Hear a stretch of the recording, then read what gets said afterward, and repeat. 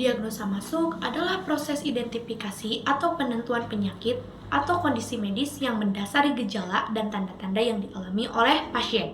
Contoh diagnosa masuknya adalah asma.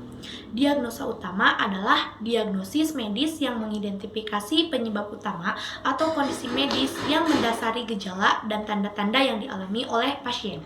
Contohnya, seseorang memiliki gejala kesulitan bernapas. Selanjutnya, ada pengertian diagnosa sekunder yang terbagi menjadi dua.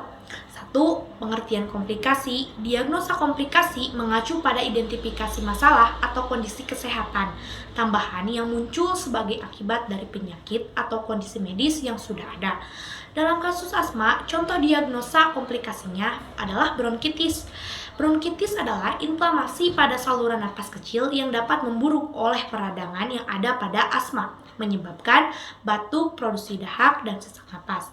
Selanjutnya kedua, ada pengertian komorbid atau komorbiditas, merujuk pada keberadaan dua atau lebih kondisi medis atau penyakit yang terjadi bersamaan pada seseorang. Dalam kasus asma, contoh komorbiditas yang mungkin terjadi adalah rinitis alergi. Rinitis alergi ini adalah peradangan pada lapisan dalam hidung yang diakibatkan oleh alergi.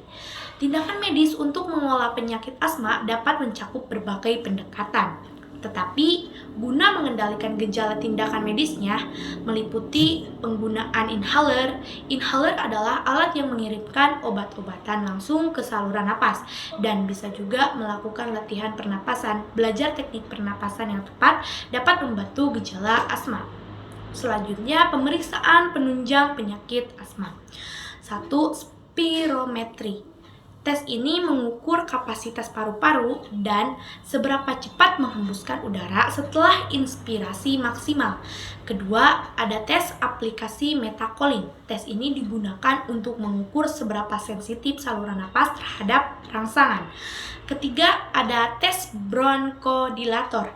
Setelah melakukan spirometri, tes diulang untuk melihat seberapa besar perubahan dalam fungsi paru-paru.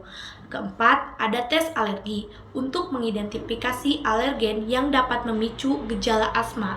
Tes alergi kulit atau tes darah dapat dilakukan. Kelima, ada tes fungsi paru lanjutan. Tes seperti pemeriksaan kapasitas paru dan pemeriksaan resistansi saluran napas.